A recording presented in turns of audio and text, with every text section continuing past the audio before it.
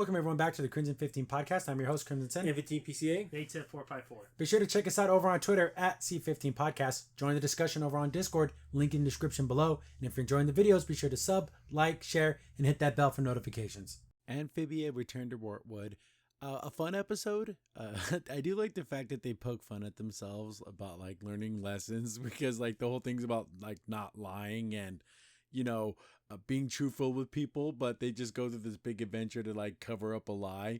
And they're like, we should have learned this lesson by now, which is kind of funny. And it's cool to see all the old characters back at Wartwood, back at being in the swamp, because they've been in the city for so long.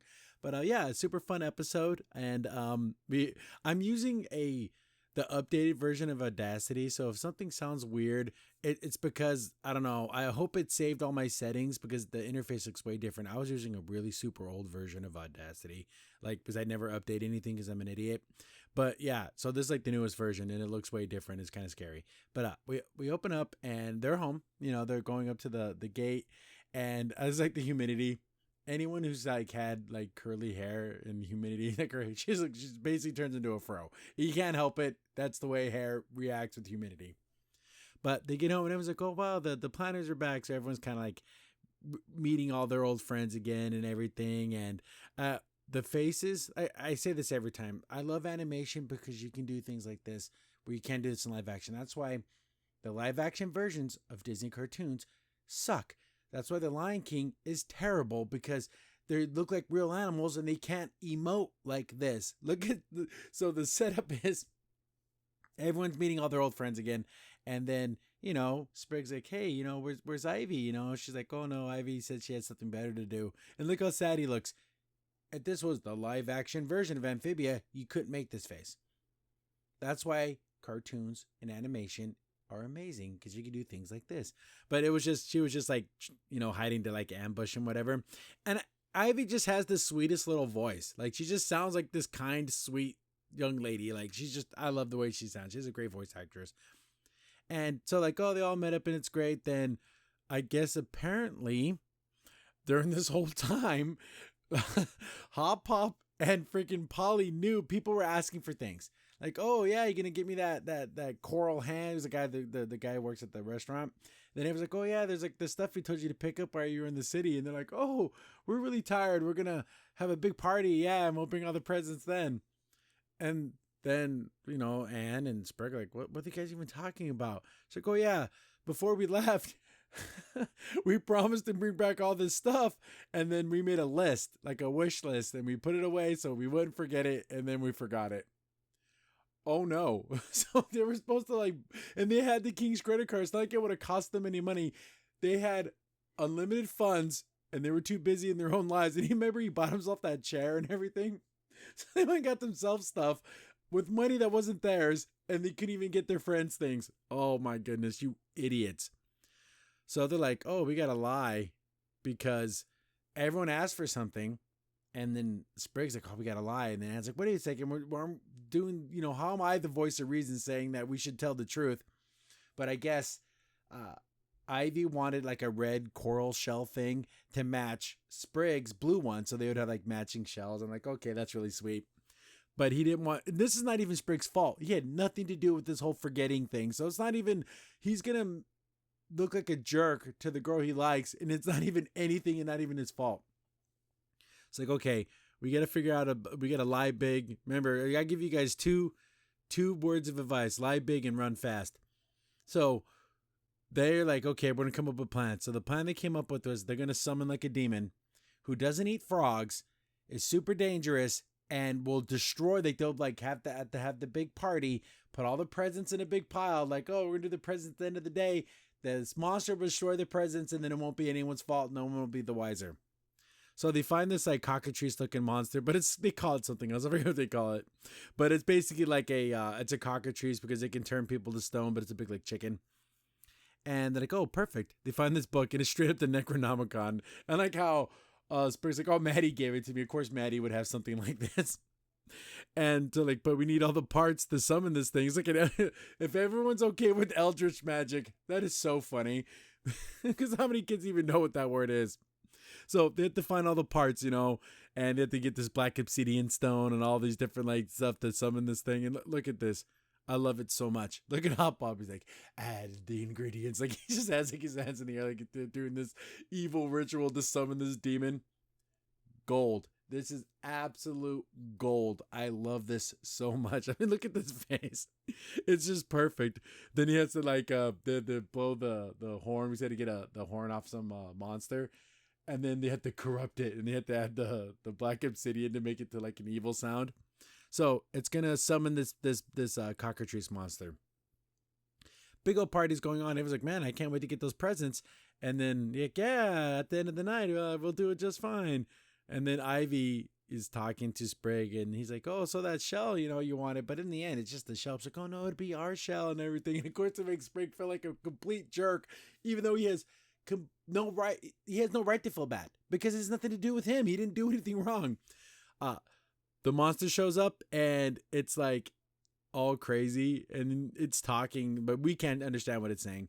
But it's like, oh wow, you guys got me presents, awesome. So it thought it got summoned to have like a party for him. It starts like destroying all the presents and stuff. But then when people have your back when you don't want them to, the townsfolk are like, wait a second, the planners went and got us these gifts. We're gonna fight this monster and save these gifts because we love the planners so much. We don't want all their hard efforts to go to waste. And it's like, oh no, just let it happen and let this thing go away. But then everyone steps it up. The one time you don't want people to fight for you, they're like fighting. They could get hurt. They can get killed. This thing's like a giant monster. They don't even know what it can do. So the whole townsfolk starts fighting this thing, and then they're getting knocked around a little bit. Then of course the planner's like, okay, we have to fight. We have to fight now. We can't just like pretend this is not anyone's fault. It turns people to stone. Maddie has a potion that can save them, which is nice. That Maddie is very resourceful in this situation. She's jumping around on petrifying people, and they're fighting this monster, but they're really not doing much damage to it because it's like an eldritch demon monster. I do like this joke is hilarious. It just shows you that the mayor, I do like the fact that the mayor guy, who was like a big kind of villain jerk, he's like fighting too. So like he's like helping his people.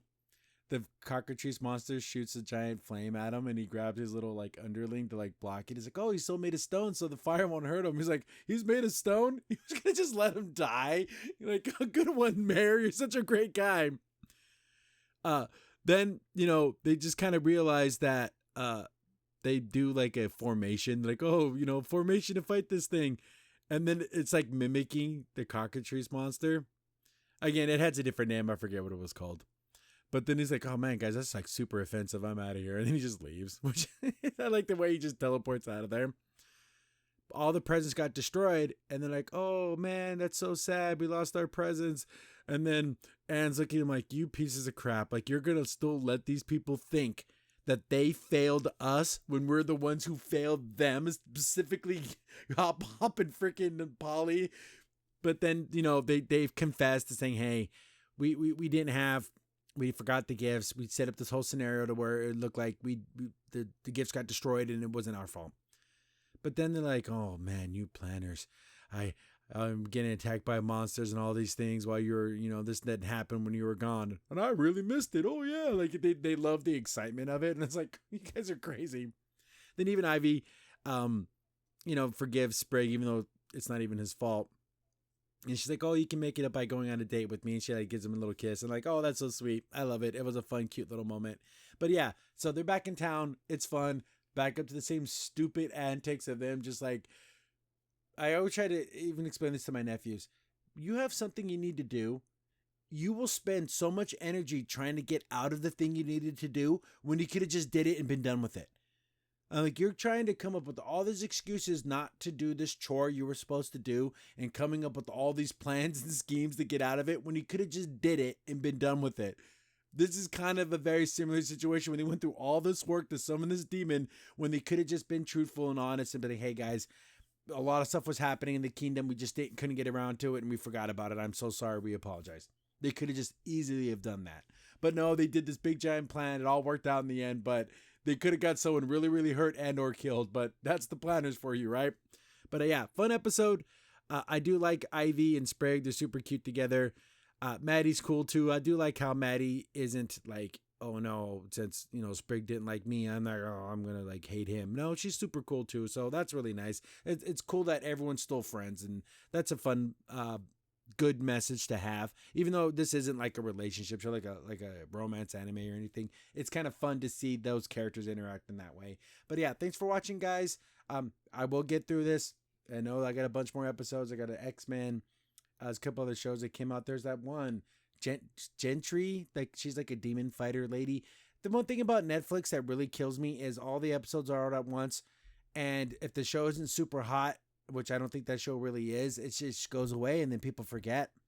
But yeah, I'll keep reviewing, keep making videos, keep sending me stuff over on Twitter. That's probably where I'm 99% most active, is on Twitter. You can DM me, say me, hey, check out this story, hey, check out this trailer, and I might do a video on it. But thanks for watching, guys. Love you all. See you on the next one.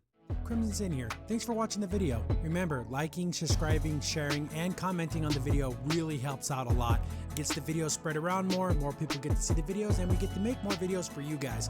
So thank you, and we appreciate every single one of you guys.